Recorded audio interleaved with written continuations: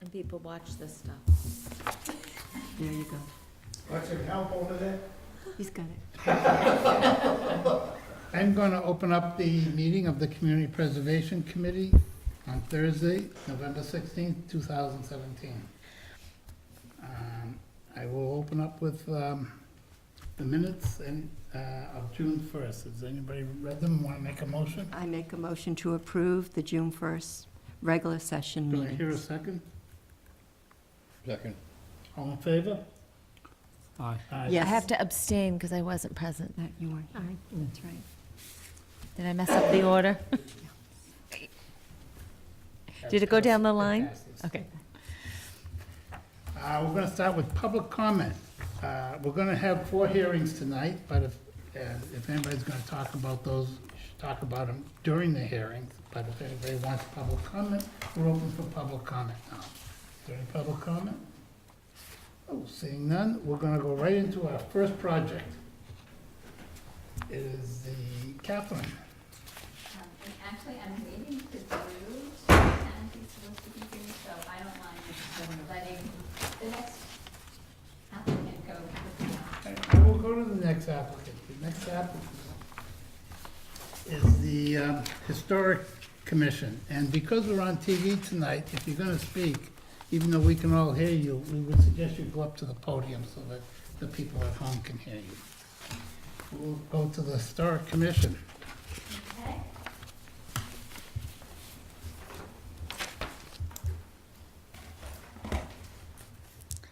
Hi. My name is Ava Costello, and I'm the current chair of the Mashpee Historic Commission. And with me here tonight also supporting this petition is Earl Mills, who's chair of the Historic District Commission, and our newest member of the Historic Commission, Richard DeSoger. And Richard's going to be helping me by handing out some paperwork. There's always paperwork, and as I can see on your desks, you have plenty, so we're going to add a little bit to it tonight. We're asking for some matching funds.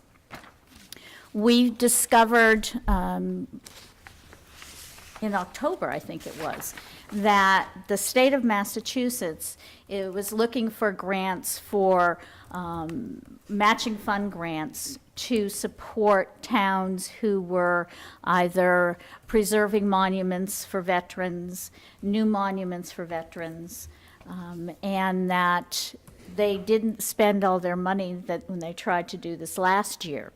So Earl had an idea for, there's no monument within the town of Mashpee that recognizes the Wampanoag contribution to the American Revolution. And so we started with that idea. And we're looking to, in the future probably, to expand this to really recognize contributions of all veterans in all wars, as well as to recognize people who have served the town, to do a little bit more history on whaling. And this is sort of our grand master plan that we're looking at to do over several different phases. The first phase was this monument. And because we had a deadline, of course, you always find things out 2 weeks before the deadline, we needed to do a letter of intent to the state.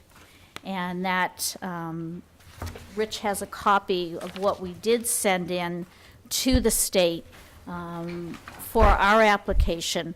We have, as you've seen in our detail of our timeline, in January we have to submit another fuller application for our idea of a monument towards the members of the town who participated in the American Revolution.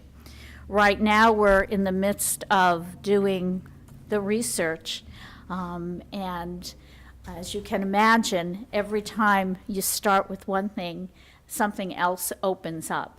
We now have researched 45 different names of Wampanoags who participated in the American Revolution who came from Mashpee.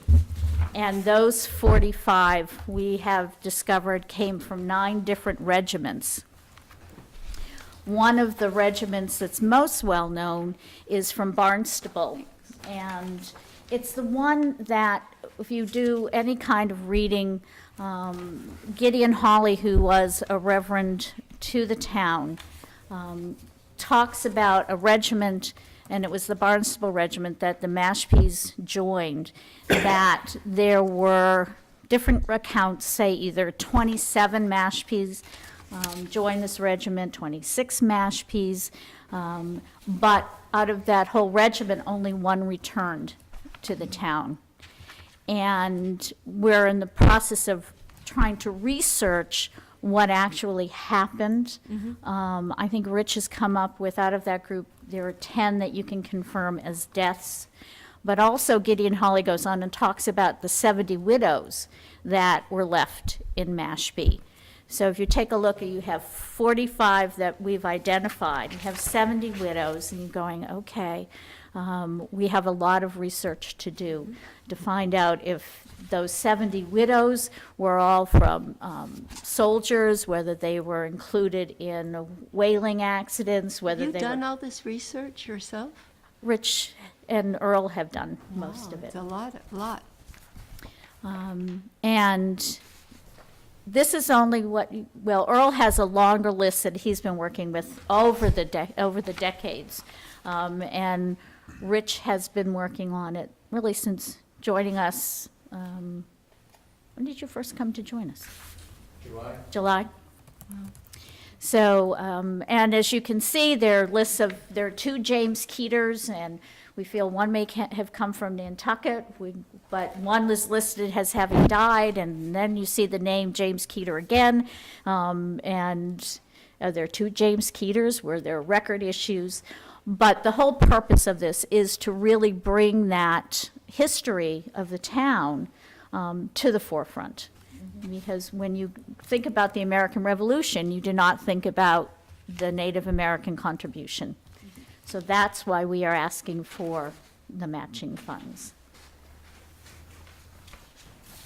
And Rich has the photographs. Rich came to us from Medfield.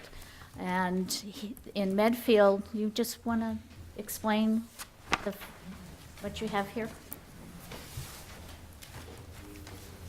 We thought it was very important to honor and recognize all those veterans who fought in the different wars and gave their lives. And even more important, we thought there should be a story with them, not just their names, but the story. Who were these people? Unfortunately, as you know, as each generation goes by, they forget about the previous generation that was there. So what we did, and I'll pass this around, we had a War Memorial Park very similar, and we had the monuments listed, so actually all the names were on that. And then usually it would be a star if that person gave the ultimate sacrifice and didn't return from war. Also now, as you know, you can get on your phone, which is the new thing now, and a lot of these historic signs, you can get an app so that it reads the barcode, and then you can actually get additional information. So while we can have the names listed, we can also develop the story behind the names that are there, so that these people are more than just a name that's there. They're a person that lived here and fought, and you can tell the whole story that goes with that. But also on these monuments, we don't know what it will look like just yet. Our idea is that we'd have a series of hearings, one with town officials and one open up to the community at large, to see what it is they want this monument. And it's the first stage of a master plan, but what the monument will look like. But what we did is we listed the names, but we left space, because probably we're going to miss names. And then as additional information comes forward, then we're able to add those names alphabetically that's in there. So these are just some ideas. Again, hopefully they're hearing and listening to the townspeople, and towns official will determine what that would actually look like. Where are you planning on putting it in town? That's one of the discussions that we need to have with the town, because we don't want to change the veterans circle, that all of that work and effort and pain and love has gone into. So we are trying to do this master plan either within the Collins area, take that woodland area that's not used now and extend into the Adequan hotel space, and make it a continuous You're talking flow about on the other side. on the other side of the woodland area. Part of our vision we were talking about it, I'm going 40 years from now, but is to incorporate some of the history of the town.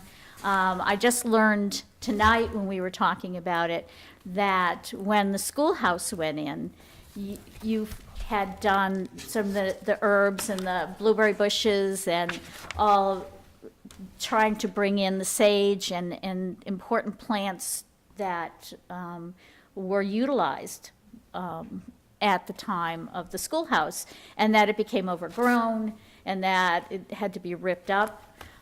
So trying to take a look at the full plan, we were talking about identifying some of the native herbs that are there, maybe doing a meditation walk, circle.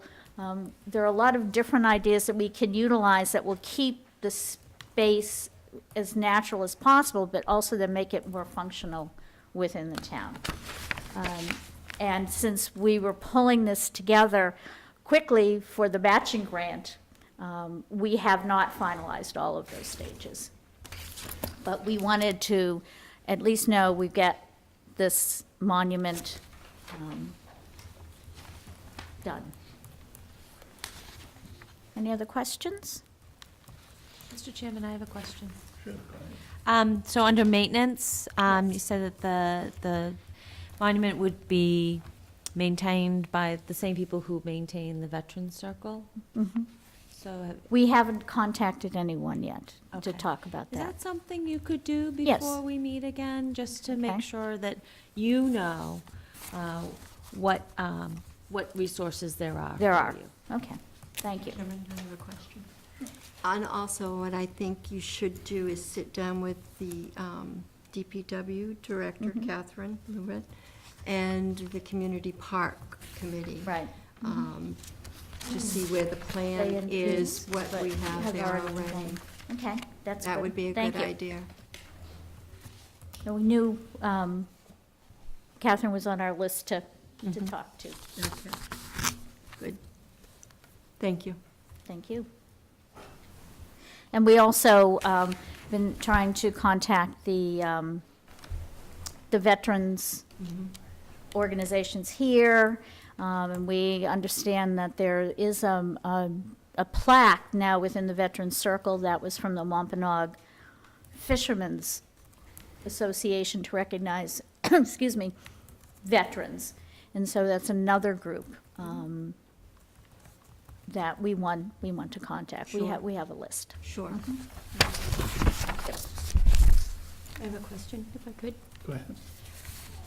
Does the funding that you have, the 30,000, does that include the clearing of the site and the landscaping and that, or is it just the monument? It's just the monument. Okay. So you don't have, do you have any plans? We For would how have all to of that- apply for either, other grants or, excuse me, should have brought my water bottle. That's on our list of things that we have to work on. Okay. Excuse me. I'm sorry. So my only comment on that is it's to identify that source right away. I know it's short timing for us, but it'd be better if we knew if you were gonna need a different number at this point, than rather having to come back. Right. Well, one of the things with the, oh, thank you so much. one of the things about doing it at this point.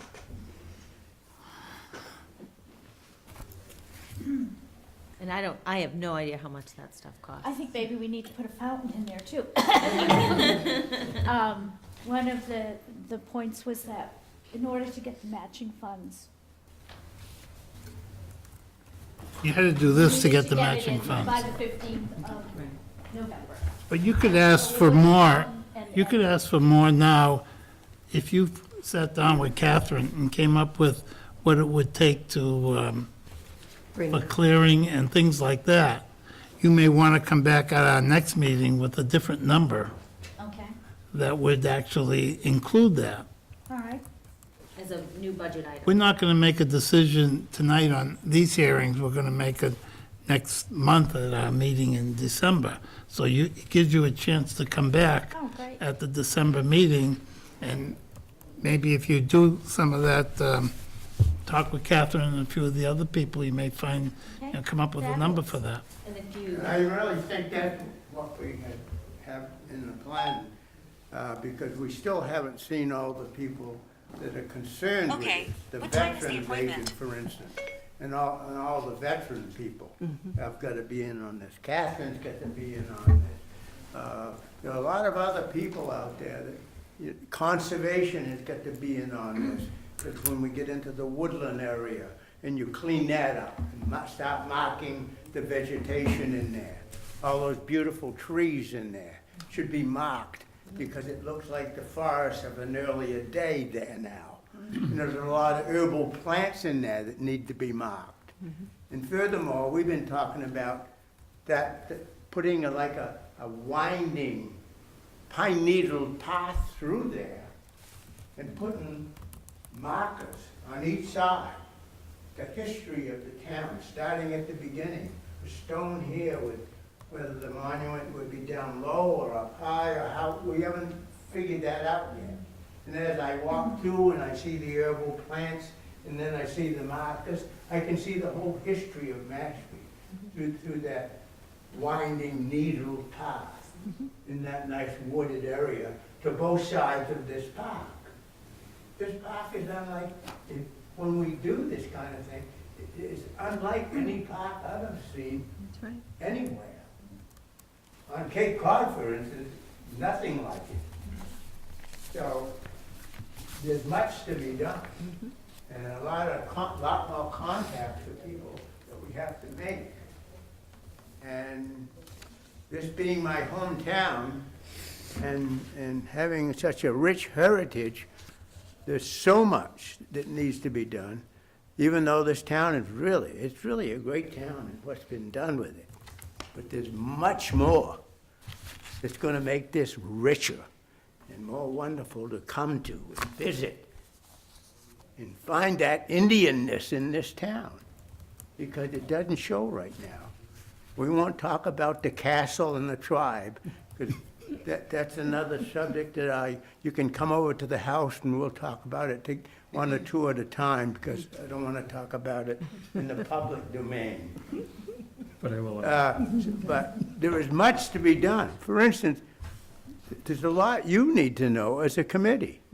I'm going to ask you a question. What was this highway out here called besides the Great Neck Road north and south? Central Ave? Huh? Central Ave? Yes, it was. Central Ave, yeah. But we called it the Prohibition Highway. Do you realize that that was a Prohibition Highway from the bay, where the boats from Canada, the speedboats from Canada, dropped off their booze when they saw the Coast Guard, when they saw the Coast Guard coming? And who picked them up? The fishermen, because that booze came in nets so that the fishermen could pick it up. And some of my cousins and uncles picked that up. And it came down this highway and went to every shed. The Hotel Adequan barns were full. Charlie Collins's barn was full. Mr. Bill Sturgis's barn, where he kept his chickens, he pushed the chickens out and put them in there. And then the hunting lodges that there were several of way back in the woodlands, where they used to hunt the geese and the ducks, they were full. So that in itself is a history that you know nothing about. Now we do. You may know about the drinking. So there is really much to get out there. And the other side of the park is where these monuments should be, the hotel side. Because that, unlike where this side of the park is Collins Field. Now, Mr. Collins was an Indian. He was a white man. So he's representing that side of the community, because there were a lot of white folks here in town, as well as black. And so it's important to open the park up to that other side and expand it, because the foundation for the ice house is another phase of our program. Clean that up, because the foundation is still there. And it shows how big it was, and brought the ice across from the mill pond into that ice house, you know, and clean up around it, put a gate around it so people can't fall into it. And that could be phase 6. So that's where we are. And it's important that we utilize what we have there, and I get excited about it because I envision it. And in some cases, we would have, like the Mahatma Gandhi. We would have a stone maybe that, something from Mahatma Gandhi about wars and what they meant to him in India. Someone else like Jack Kennedy might have a statement. We might have a stone for him as we walk through this war area, so that you're bringing all those people in our country into this whole development, if you will. And I think that's about it. I don't think I've left anything out. I don't think you have. Did I? Anybody else have any questions? To me, it's very exciting, and I envision it, and so I'm researching all the great leaders of our world who had wars and had to be in wars, and trying to get quotes that hit here and be in this walking path. Because we need to start using this, have people use this park. And we also have to give that history of this early beginnings of this town, which we do not have now. And so I'm excited about this. I want to tell you that this lady and I, and by the way, we haven't forgotten the signs that you've already given us the money. I know, I was just gonna ask you. We have not forgotten. We're Almost finished the research. almost there, and it's not easy, because we're trying to put the most important facts on the sign, but sometimes facts aren't really interesting to read, so we get to find that part of the narrative that says, ooh, that's really interesting. You know, you gotta excite people about these signs. And we are doing the squares, so that all that research that we're not using on the side will then be accessible through the Okay. squares, and then in a booklet in the archives. No, The we QR haven't- codes for the committee. We haven't forgotten, and we're almost there, and that's gonna be like a beginning for us. And so I'm excited about it, and I got to start to say, is having this lady, boy, she's worth her weight in gold. This Oh, I'll guy, have to eat some more then. and this guy just came on board, and I went up to Mashpee with him. Medfield, oh, I want to call it everything but Medfield. And went through their parks up there. It's amazing. They have a building there that had been burned by King Philip's war. Now, we're talking about 1600s. And they've restored it, and you can get in it, walk up into the attic and everything. And it's just, to me, it's great. We don't have any buildings like that, but the tribe has let a building fall down around us here. The parsonage, hired a couple of carpenters and spent my own money and said, put some stuff over those windows. Let's see if we can save what we got. I'm not sure. But anyway, nice to talk with you, and I'm sorry I jumped around, but Always a pleasure, it's always a pleasure I to need hear my from you. buddy to organize my narrative now on. Work on that, Earl. Thank you. Thank you. Thank you. Okay. Any other questions? Does anybody have any questions? Just, you should maybe be prepared next month, and come back with maybe some additional numbers for us. And what date are you meeting next month? 14th of December. December 14th? Is that enough time? We will do our best. Okay. All Well, right. thank you very much. Thank you.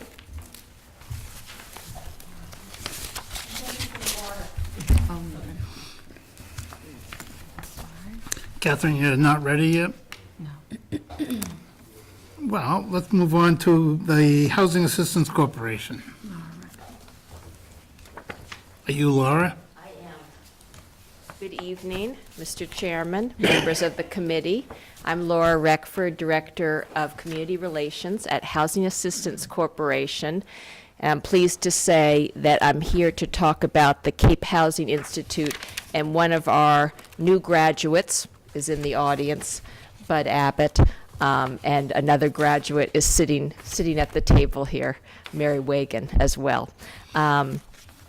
Housing Assistance Corporation, many of you know, is a 43-year-old 501c3 nonprofit here on the Cape, and we help people in all 15 towns on Cape Cod, as well as Martha's Vineyard and Nantucket.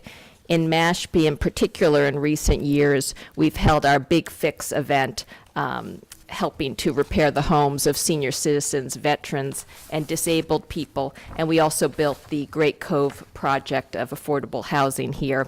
We offer a continuum of housing services, from helping people who are homeless living out in the woods, providing outreach to them, all the way through homelessness prevention, housing shelters, education, and developing affordable housing. But I'm here today to talk about our Cape Housing Institute. Just completed year one this week, actually, as I said, and we have some graduates in the room. Your selectman, John Cotton, also graduated from it, and several other people from Mashpee also attended.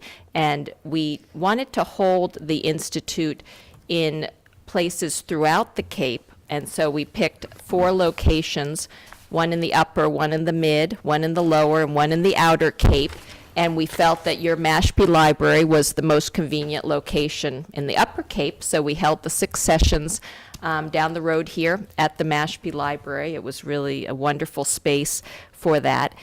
And we held 6 different sessions, as I said, and we covered the basic language and definitions of affordable housing, housing production plans, how to do them, what towns needed to know about that, zoning and development around site selection, the financing of affordable housing, the Fair Housing Act, and what are the rules around that, and also the rules around requests for proposals, RFPs for housing. And then in our final sessions this week, we talked more about the regionalism, that the regional resources that can be used for affordable housing. And then we actually separate out into town teams and put together action plans about affordable housing.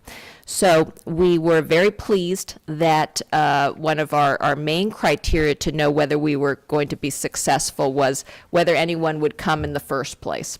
And so we were pleased that we had 140 people throughout the Cape who signed up and attended sessions of the Housing Institute. And then our second thing we were looking for is whether they would come back. And they did week after week after week, and we really had, in fact, the people who we were using space from in the different locations kept being amazed that the same numbers of people kept coming back week after week, because typically when you hold a 6-week course, the attendance tends to drop down, but they kept coming. I don't think it was just the cookies, although that might have been a part of it, but I think that as we heard from them in their feedback, they were really learning and getting a lot out of it.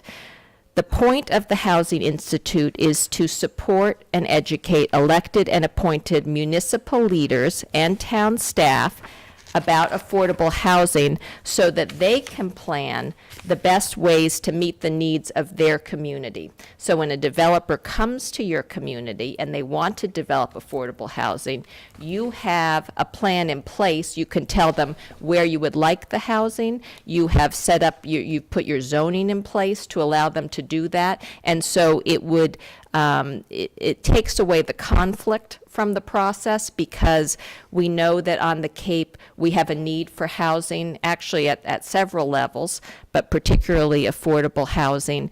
And so if we put our heads together and figure out ways that we want to plan for our community, then we can meet that 10% that the state wants us to meet, and perhaps even more, ideally. And also, we're prepared when developers come in so that we're planning for where we want our affordable housing to be, rather than the developer choosing where it will be.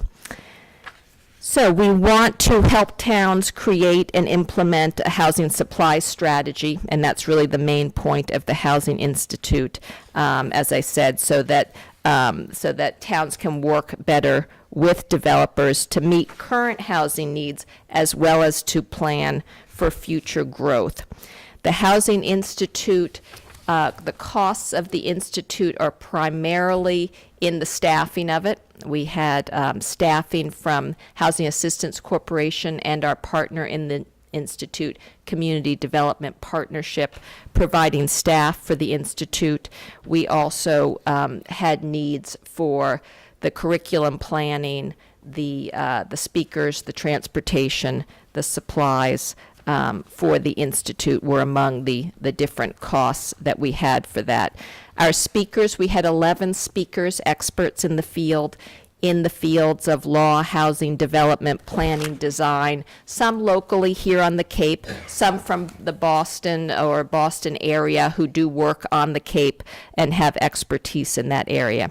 As we know, Mashpee has around 5% of affordable housing, still needing to come up to meet that 10% goal that we all have. And in the second year of the Housing Institute, we want to add to it to support the people, the 140 people who took this year's inaugural class, by having some half-day quarterly workshops that do some deep dives into the housing issues, sort of the more advanced courses, if you will, to go in depth into things like financing and RFPs that we just touched on in the half classes. The classes were each 2 hours long. As I said, there were 6 classes, and so we really thought of this as more of an overview. Many of the elected and appointed officials, the volunteers, as you folks are on our town committees all across the Cape, these are extremely generous and well-meaning people. They're not experts in all subjects, as we know. And so that's why we want to bring this forward as a way that the town officials on the community development, the community preservation committees, the zoning boards, the planning boards, the boards of selectmen, our housing trusts, our housing authorities, so that they can speak the same language as the developers when they come in to talk about affordable housing. We looked through your affordable housing and production plan, and we took some elements of that we thought applied to our application here today.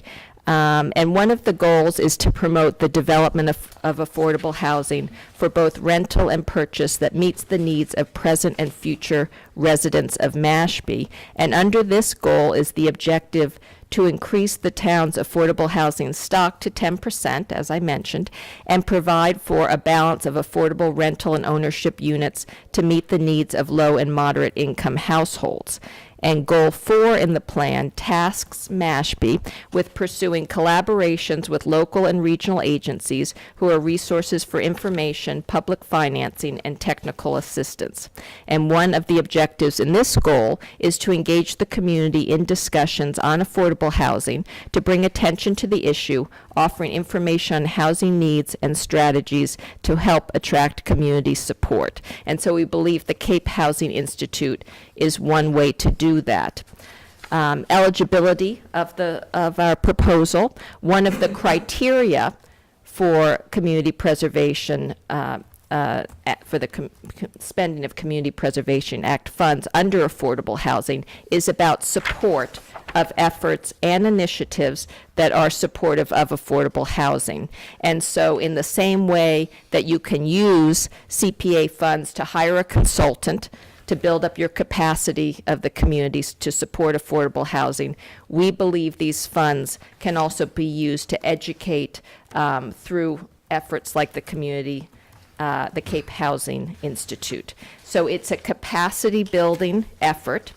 And on the CPC Coalition website under community housing, they allow for CPA funds to be used for acquisition, creation, preservation, and support. And so this is an initiative that supports the creation of community housing. It gives municipal leaders the capacity to expand affordable housing in their town. So CPA funds have been used to pay for housing consultants, as you may know, and to pay for staff. Right here on Cape Cod, for instance, in Eastham, community preservation funds are used to partially pay the town planner. And in Provincetown, they also use CPA funds to pay the salaries of staff who work on housing creation. And so, again, we believe that the Cape Housing Initiative is a capacity building proposal, and in that way it provides the same sort of support. And so we're also offering through in our second year of the Housing Institute that we as Housing Assistance Corporation would utilize our housing development staff to provide support for the town of Mashpee and other towns on the Cape to give the town more flexibility. We know towns are often strapped with funds for staff and so forth, and so we can supply more support in addition to the Housing Institute and those in-depth workshops. We can supply support from our staff, which would give the town more flexibility in terms of their use of consultants and so forth, because if we are used for that, then we can handle that end of providing. If you might need 3 different consultants on 3 different issues, perhaps we can make that happen in a more streamlined way than a town can do that. And so, again, we are looking for your support for this project, and we really enjoyed presenting it, particularly in your town. Looking forward to our second year of it. We've gotten great feedback, and I'm here to answer any questions you may have. I have one question right off the bat. With 15, on Cape Cod, with 15 CPC committees, how many have you gone to ask for money? You're the first one, and Are we going to be the only one? we are going to all 15. You're going to go to all 15? There's one, we're going to one tomorrow night, we're going to Truro. So you're planning to go to all 15 towns and ask them for the same amount of money, or how's it Correct. going to work? So you're going to ask, If I may add to that question, I had the same question. Yeah. So if you went to the 15 communities and had the $15,000 for the 125 million, whatever, 1.25, why would you need 8 salaries? $82,000 salaries for the director and the executive director? Would you be hiring 8 people to run these So workshops? it would be very fortunate if all 15 towns on the Cape were able to help us out with the Housing Institute. In the way the CPCs around the Cape are open for applications, they're actually not all open in a timely fashion for this. And so some of them are not, for instance, Falmouth is not, their application isn't open till August. So when we go in August, we'd be asking for the 3rd year.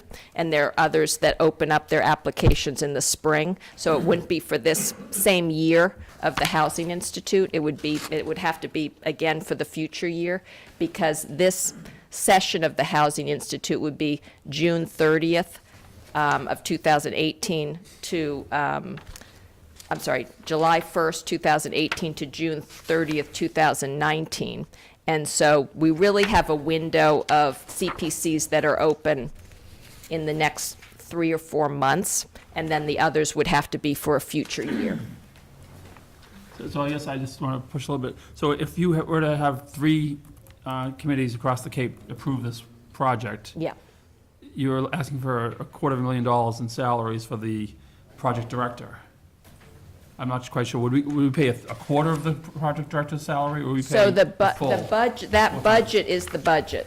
The budget doesn't change, the 150,000. And So so we pay we the have, 156, and Falmouth pays 156. No, they're asking no, for we're only 15. asking for $15,000. Oh, you're asking for 15%, I'm sorry, They're I'm asking sorry. for That- I'm 50. I'm Yeah, no, sorry. it's a fairly low ask in terms of CPCs for I read that housing. I wrong. know you typically have bigger asks in the On housing your realm. income, it shows you're asking us for 15, but you're showing 60,000 in community preservation. Where are you getting the other 45 from?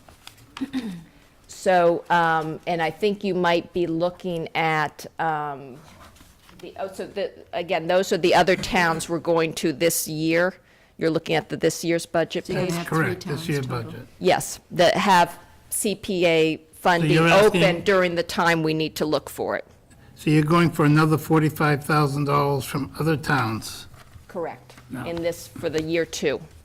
And then the others that aren't timely for year 2, it's going to be for year 3. Mr. But Chairman? no matter what size town it is, you're asking for the exact same amount of money. Correct. Per town, That's right. even though some towns are 2 or 3 times the size of other towns. Well, and it's interesting, for instance, the town of Truro, they actually sent more people than any other town, and as we know, they're our smallest town. And so it really, for some of the small towns, it might be even more valuable. Some of the bigger towns are able to afford a housing consultant. And so we really found participation from all 15 towns. But it doesn't, just because you're a big town, it doesn't mean you get more out of it, or you're a small town. It really varied in terms of the participation.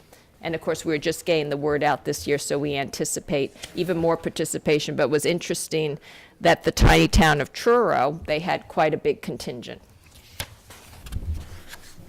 Oh, I was just going to say, if we could get your schedule of the towns, when you're going to apply to Okay. the other 15 towns. Yes. That would help us answer that question, because we Yes. might be asked that. Has any town refused you yet? This is the first one we've gone to. It's the first one you've got. We missed the deadline. Falmouth is in August. August. So they're going to be the last one we apply to in August. Truro is next, tomorrow night is a hearing there. And they have their meetings Friday at 4:45. That's a little unusual, but that's what they do.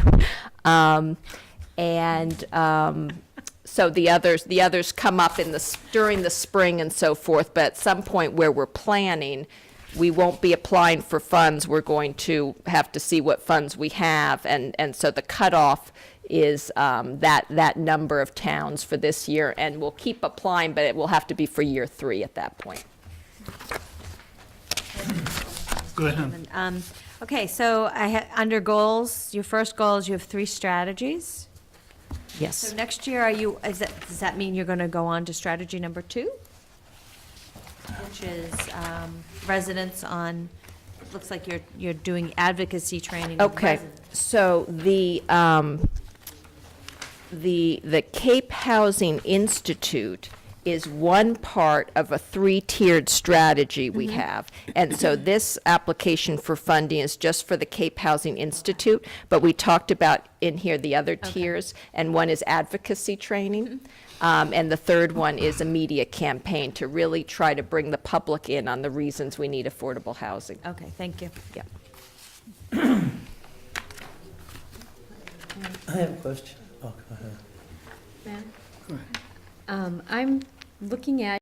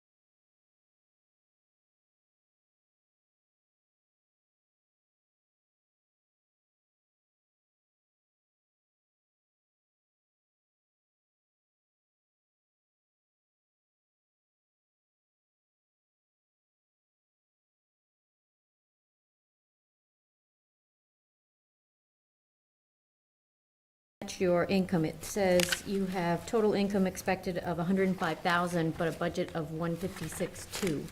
So I'm wondering where the additional funds would be coming from. The budget doesn't match the. The income, revenue. yeah, is less than the budgeted. Okay, so this is the income from, okay. So you're looking at the income page, which has our sponsors and the Community Preservation Act funds that we're hoping to get for next year. Correct. And as you see, there is a shortfall that the two agencies cover for the Institute from our proposed plan here. So we're kicking in the additional money. You're kicking in the $50,000 That's difference. correct. Can you The put two that- agencies. Can you revise that for us? It should show. On these two pages, could you revise that? So add in that the agencies cover the rest of it. Just so you have a balanced budget. Absolutely. Right. Yeah. Yep. And what is the two agencies that?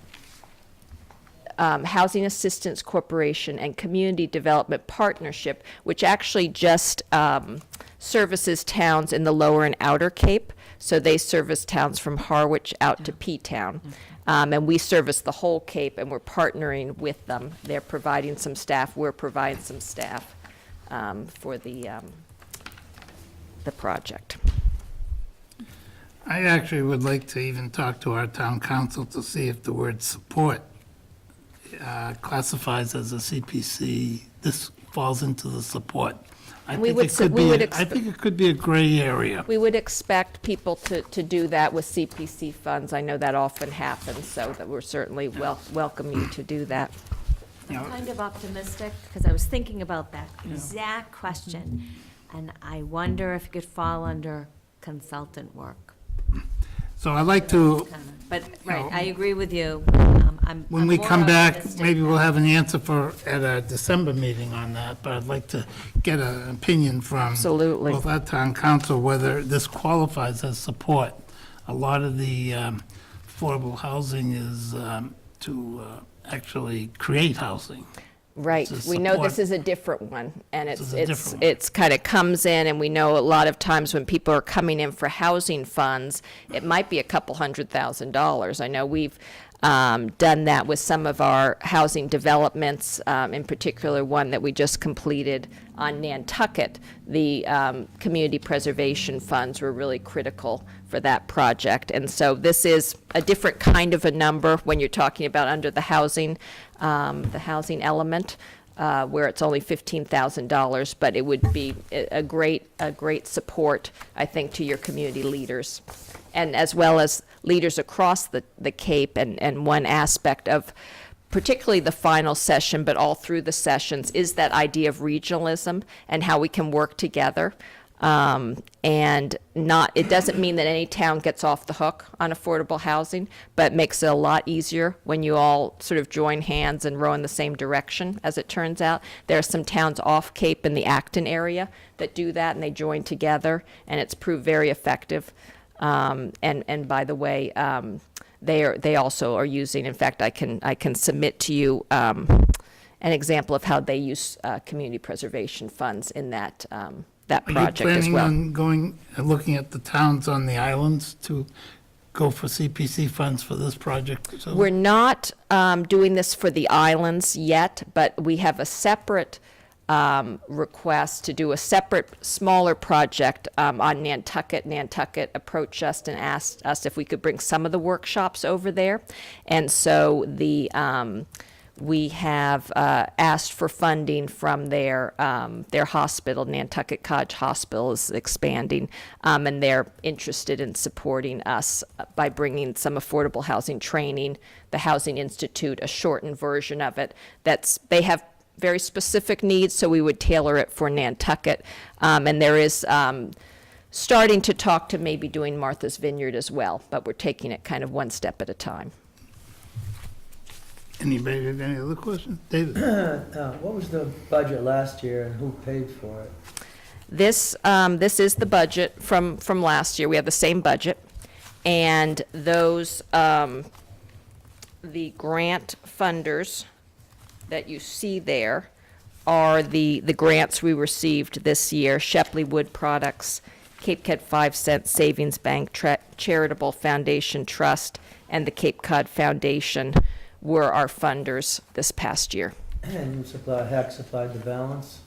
And again, working with Community Development Partnership, which is another agency down Cape. What about your Big Fix program? Is that included in here, your money that you? The Big Fix is a completely separate program. We brought it to Falmouth this year. Falmouth was the only Upper Cape town that we hadn't been to, so we did go to Falmouth this year. That was exciting.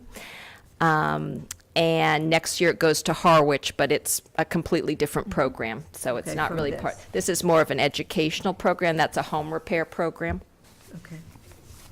If I may, I have just one more Go question. ahead. I think it would be helpful to me anyway, if there has been some Department of Revenue rulings, or instead of going to our attorney and looking for their advice, if you could present us with some evidence of other CPCs supporting this type of support. I will do some research. That would make it a lot easier, maybe. I love to do research. I'm happy to do it. Yeah, Richard, Go ahead. if you do go to town council, could you ask them if it makes a difference whether the sessions are held in Mashpee or not? I'll ask him that. Yeah. There's a gentleman in the audience Yep. who'd like your attention. Yes, sir. Did you go? I'm Bud Abbott, for those that don't know me. I'm on the Affordable Housing Committee here in town.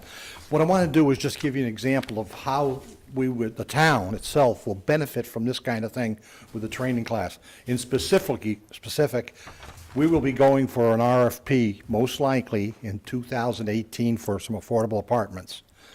We're real green on how to put this all together.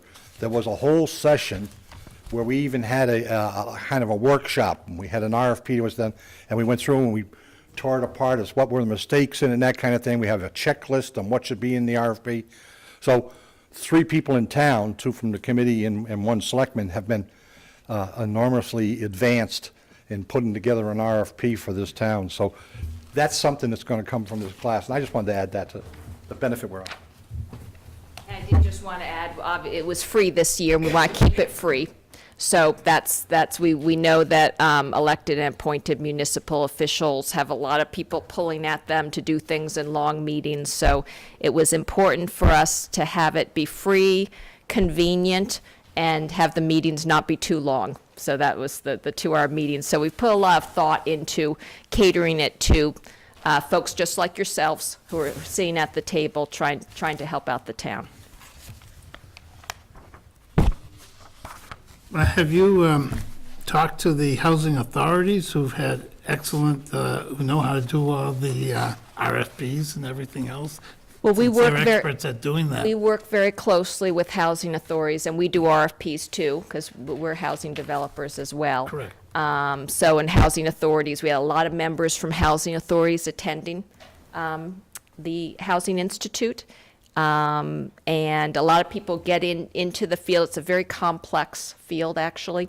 So there are people who get into it who are interested and still have a lot of learning to do. And so we found that housing authority members were some of our, it was really one of the biggest groups that attended. Any other questions? Okay, we will do our research, may have to talk to our town council, and we'll come back in December, and we'll be making our decisions in December. Oh, okay. And should I cut the additional items you needed, shall I send them in or come with them in December, or what's your pleasure? It might be a combination of both. I think it'd be Okay. good if you sent it in so it could get sent out to all the 9 members. Yeah. And if you wanted to come in December, on December 14th, Okay. you're always welcome to. Okay, excellent. Well, we really appreciate your consideration. We know it's something different, and again, it's something that we're passionate about bringing to the Cape, this kind of knowledge to all the municipal elected and appointed officials throughout the region. So thank you so Thank much. you. Thank you, Laura. Thank you. Catherine, you still not ready? I think I've been stood up, but, You think you've been stood up? You don't mind waiting? Okay. Then we'll go to our habitat.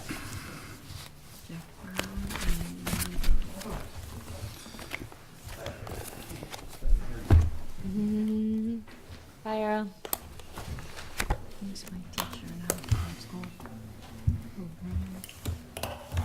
All set? All set. Okay, my name is Warren Brody. I am on the Board of Habitat for Humanity of Cape Cod, Inc., which is your applicant here. With me tonight is Jeff Brown, who is our brand-new Director of Land Acquisition and Permitting for Habitat. Habitat is also, like Housing Assistance Corp., a 501c3 corporation. We were formed in 1988, and since that time, we have built 116, that is, we have built and sold 116 houses on Cape Cod, which is our service area, the 15 towns. 20 of them, or thereabouts, in Mashpee, which is a disproportionate amount. I think it reflects the really excellent relationship that Habitat has had with the town over many years. We are involved now, this application involves 2 parcels, one at 56 DeGrasse Road and one on 341 Great Neck Road North, formerly known as Central Avenue and Prohibition Highway, I've learned. You made that up, He- no. He was You listening. The DeGrasse Road property was part of a cluster subdivision, and as a condition of granting the special permit for that subdivision, the planning board required that one lot had to be donated for affordable housing purposes and deed restricted in perpetuity. Habitat, luckily, was the recipient of the donation from the developer. The deed is at Exhibit F in your application package. I hope you all have one. The Great Neck Road property, Great Neck Road North, I should say, is a purchase that has not happened. We have a purchase and sale agreement with the seller, which is at Exhibit H. And it is a non-conforming site. It is unbuildable.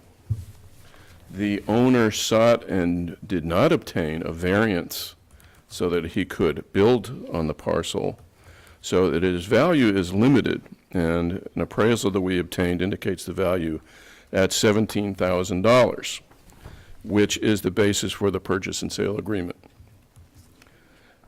So, to be clear, we are looking for $17,000 for the purchase of that property, plus an additional $150,000. That's $50,000 for each of the 3 houses that we plan to construct. 2 on the Great Neck Road North property and 1 on the DeGrasse property. Can I interrupt for a second? Certainly. The Great Neck Road property is an acre, and that was determined to be unbuildable. Yes. Why is a 1-acre lot unbuildable? Because the zoning, it's in an R5 zone that requires 80,000 square I feet. understand, but the lots are created, you know. It's not, a lot of people build on lots that are less than 80,000 square feet. But when zoning changes, and it probably happened here, I'm just speculating, that the zoning changed, you only have a certain amount of time to build. So you're saying this lot was created after the zoning change?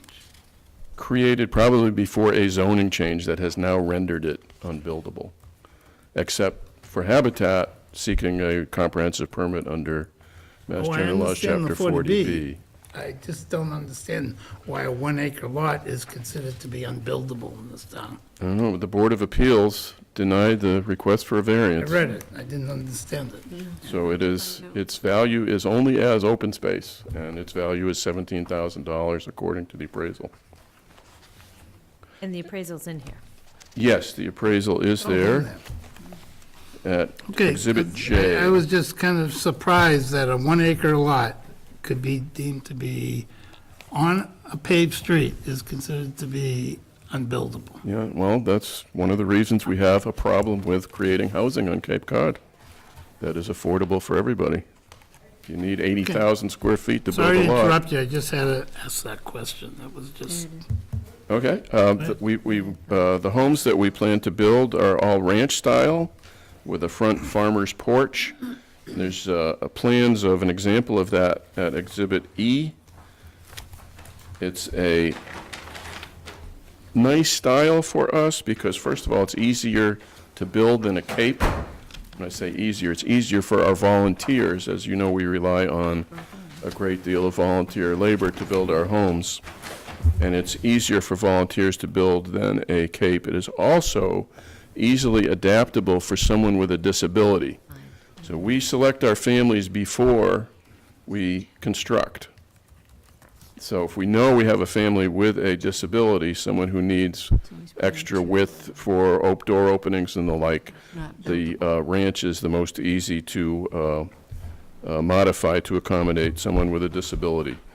We anticipate building all 3-bedroom homes, as this is usually the most needed home size that we have found, but sometimes we build 2-bedroom homes, we even build 1-bedroom homes, but 3 is what we are expecting to do. So you're putting, excuse me, I have a question. go You're ahead. putting 2 houses on the acre property Yes, that's unbuildable. Correct. yes. I don't understand. They can do that under 40B. Okay. And then 1 on the DeGraff. Yes. Because that was part of the subdivision plan. Right. So that One of can't, the lots had that to can't be. go back to a chapter 40. Right. Yeah, and we don't need any further permitting on that lot because of the conditions put on by the planning board. But you do on the Great Neck. We will, yes, and the closing on that lot and the funding of the closing would be conditioned upon our obtaining a comprehensive permit from the ZBA in Mashpee. And We when do you wouldn't go- buy it unless we knew we had that permit in our hand. And when do you do that? When do you go before the zoning?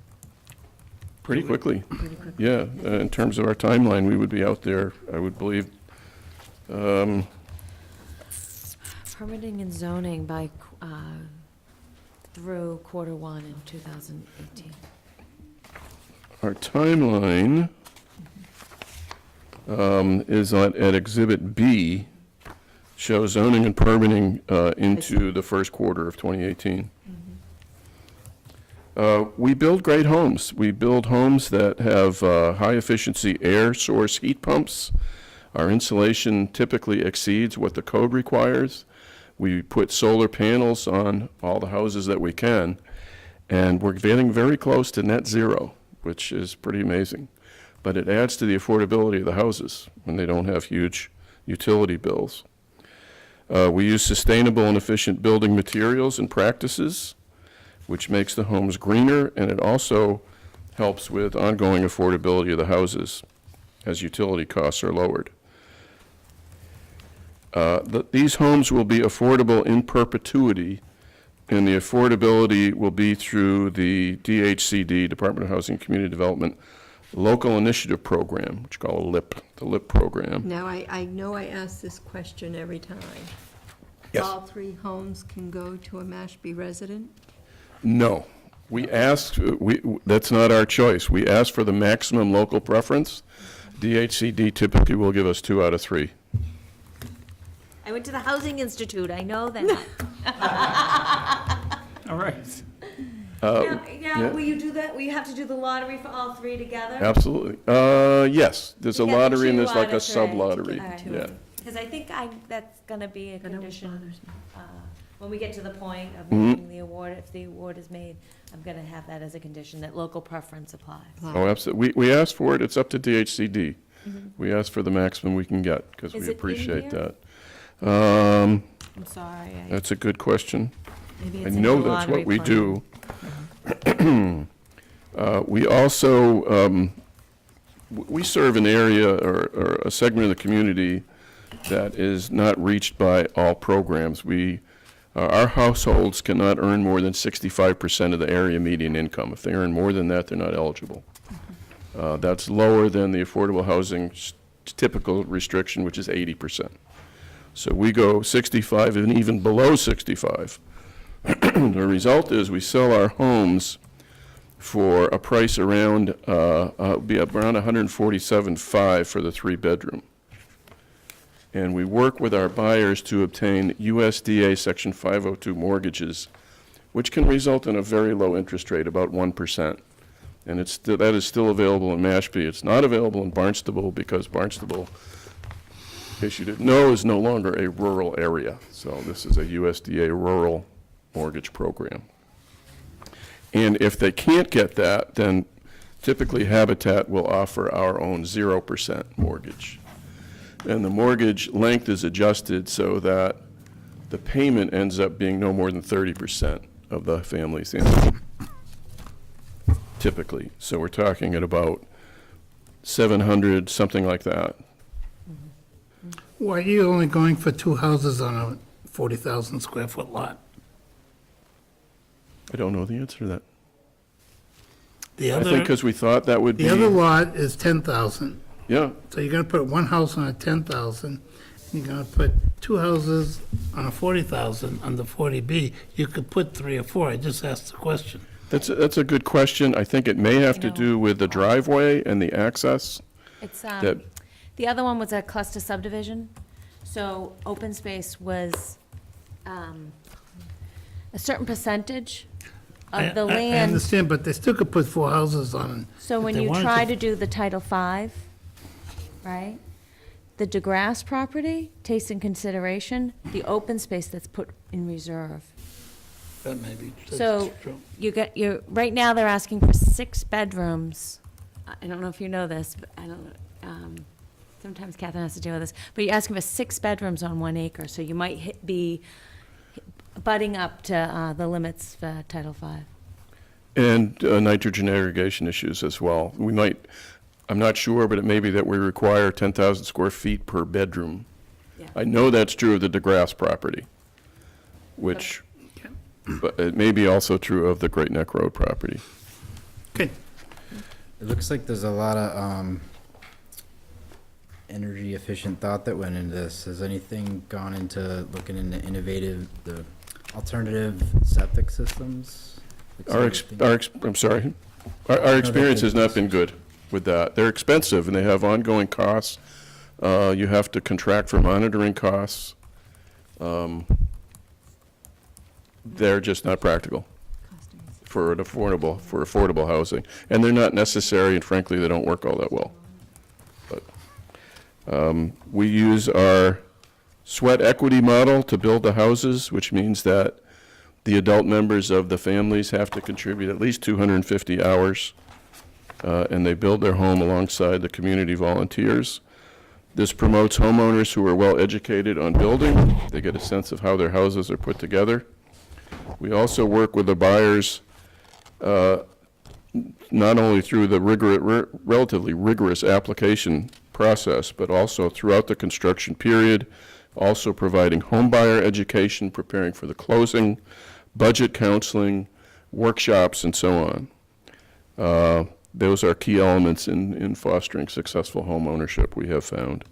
Of course, we also partner with our communities, seeking donations and materials, professional services, and labor. We strive to make our homes welcome in a neighborhood and to be good neighbors. Habitat works to create a collaborative spirit where a whole community can be actively involved in helping to address the affordable housing crisis on Cape Cod.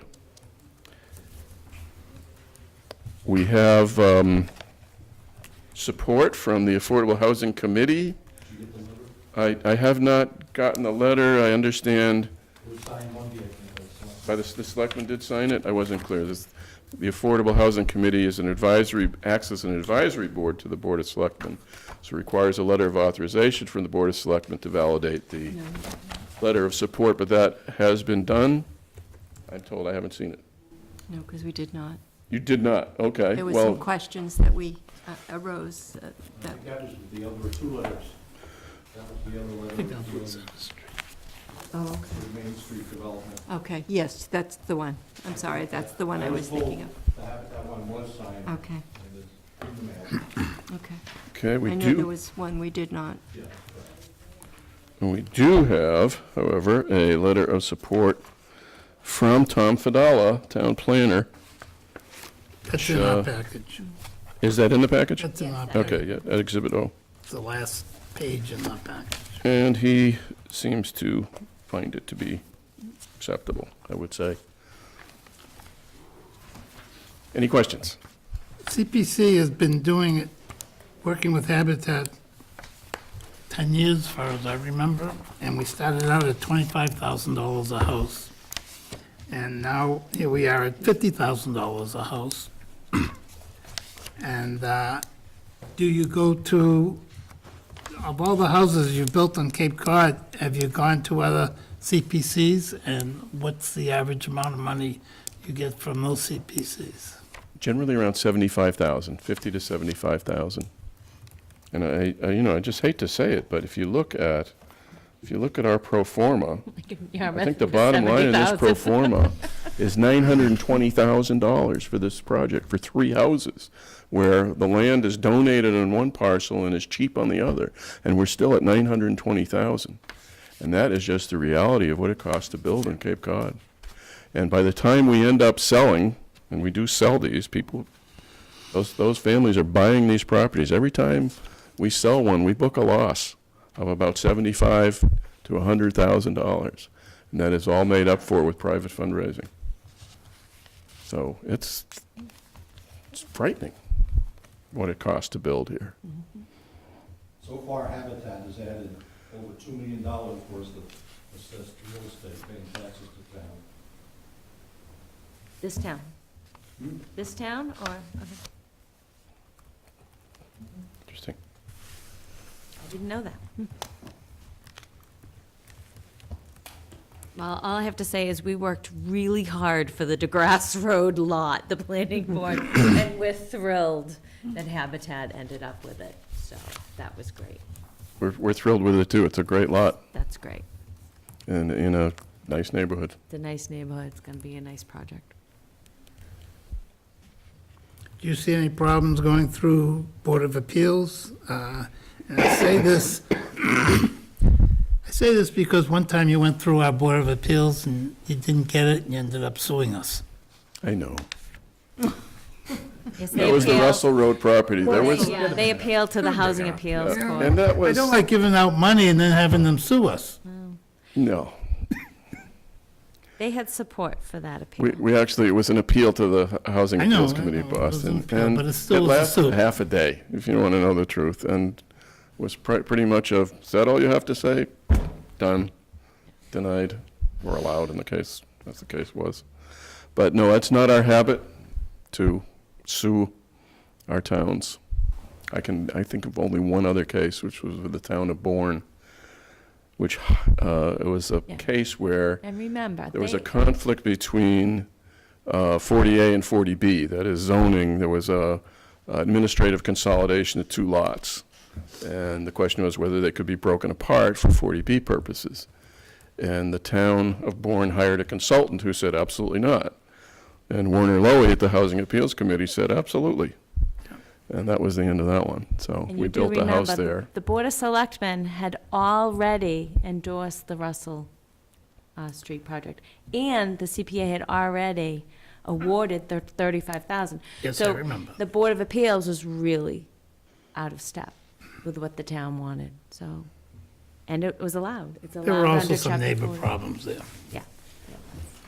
Before any of this was ever, Okay. There were some very intense neighbor problems there, there were. yes. But I haven't heard anything from the neighbors, so I assume that everything is well.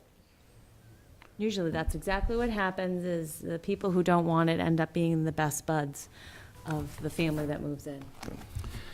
And if you want families to move in to your affordable units, Habitat is the way to do it. It's the ultimate way to do it. Anybody Well, else have as I any said, we have 20 questions? homes here, and I know if it's by the weight, you did This give us is a lot. great The heaviest proposal. This proposal. is awesome. trees were taken down. This is like, has everything. And I did find the local preference. Yes, it is in there. Your Sorry. lottery plan. Well, like all the others, we're going to be making our decision at our next meeting. And I think, does anybody else have any questions on it? Okay. We would certainly appreciate your support, and if there are any other questions, be happy to answer them or try to. Okay. Thank you for your time. Thank you. Thank you very much. Thank you. Catherine, you're gonna have to do this one solo.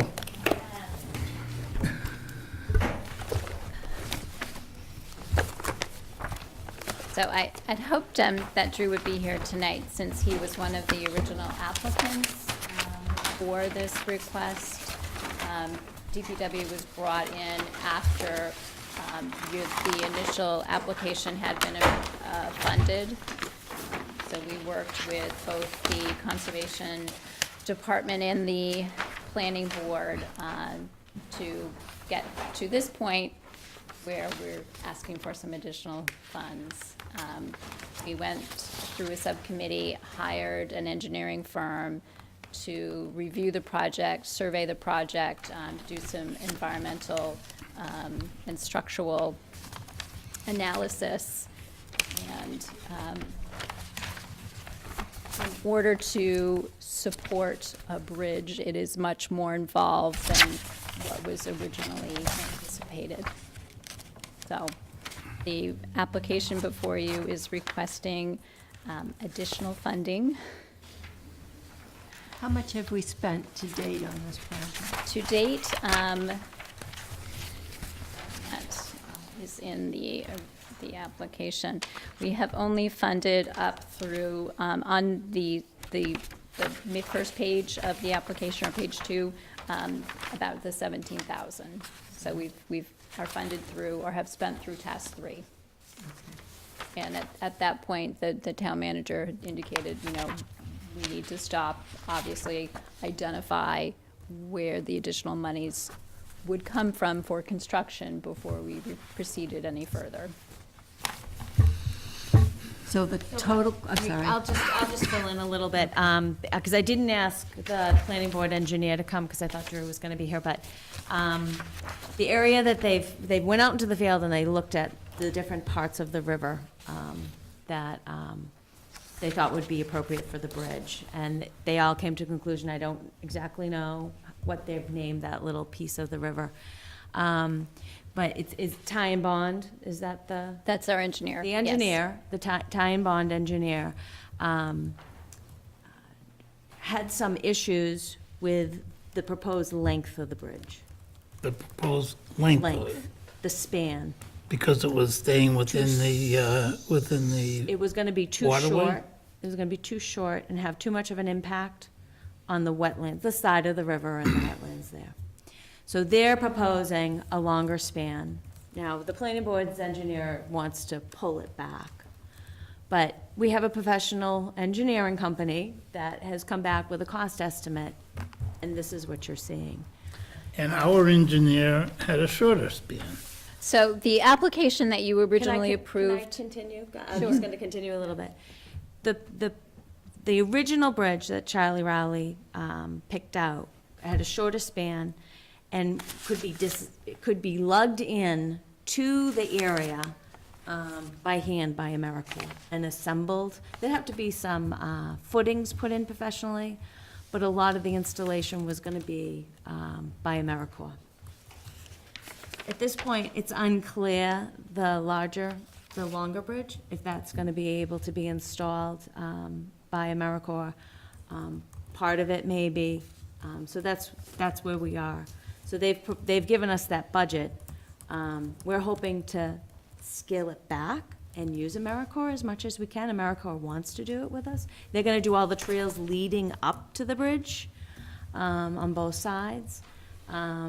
But that's my understanding. And I can bring Charlie at our next meeting if you want him to come. The planning board is paying for Charlie Riley to do this work. But I'm sorry, you were going to say something else. So the span of the bridge, actually, of what is considered the bridge, is the same. It's a 25-foot span. What's different is the material, the support of the bridge, and the approach that you need to the actual span to cross the river. So you, in order to avoid wetland impacts, you can't just put a 25-foot bridge there and expect people to be able to get to it without impacting. So you're gonna have to have the some wetlands. footings on So each you side. have, in your packet, I think you have a copy of a preliminary sketch. You have the additional approach on either end to span the adjacent wetlands that, as you approach the river, so that people can actually get to the bridge from the pathways. Now, I'm going to review a little bit what we talked about 2 years ago when this came in front of us. Okay. This starts at the Housing Authority's building, correct? Right to the left of the Housing Authority's building, and goes over to the high school. Is that correct?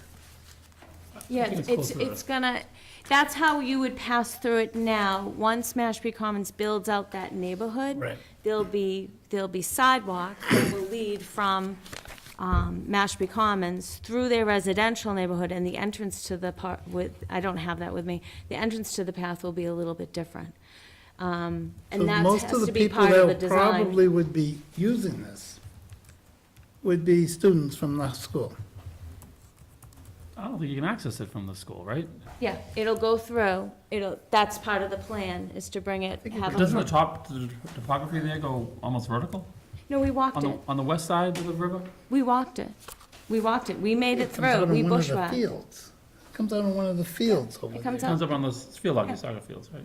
yeah, it's for walkability. You have, we were in there, literally, there were 2 other hiking groups. You weren't with us that day. I was not. There were literally 2 other hiking groups in there, walking around looking for paths. There was 2 other groups of people. What happens if a group of people, tourists, go walking this way and they land right in the middle of a soccer game? No, that's not the plan for that.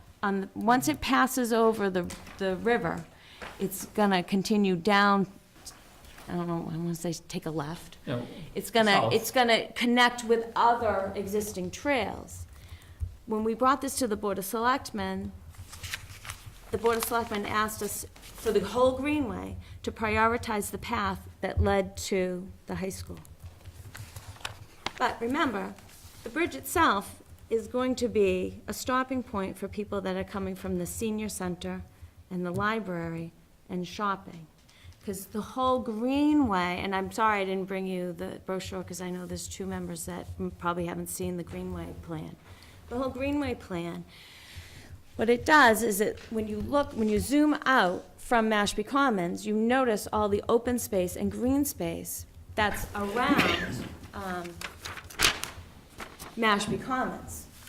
So to kind of, not everybody in Mashpee Commons is shopping, some people are waiting for other people that are shopping.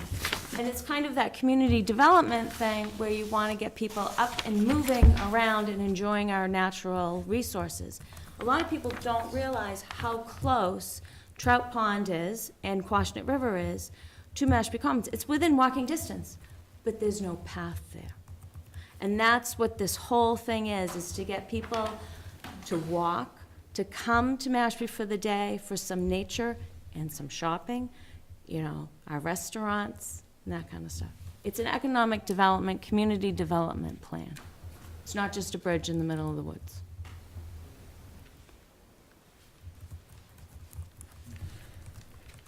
I know that area. I know that area pretty well, and And I've always been concerned, you have a bridge there between the school and Mashpee Commons, you're gonna have a lot of kids hanging out at the bridge. well, there's a bridge over there now anyway, but my fear is, I just don't know how you would access that bridge, the west side of the bridge from the high school side. Yeah, you would come to the fields. I like that But I idea. think that most hikers, real hikers, will take a left and go down the stream. To the other, Is to it the bridge, three- the is it- current bridge. Is it the 300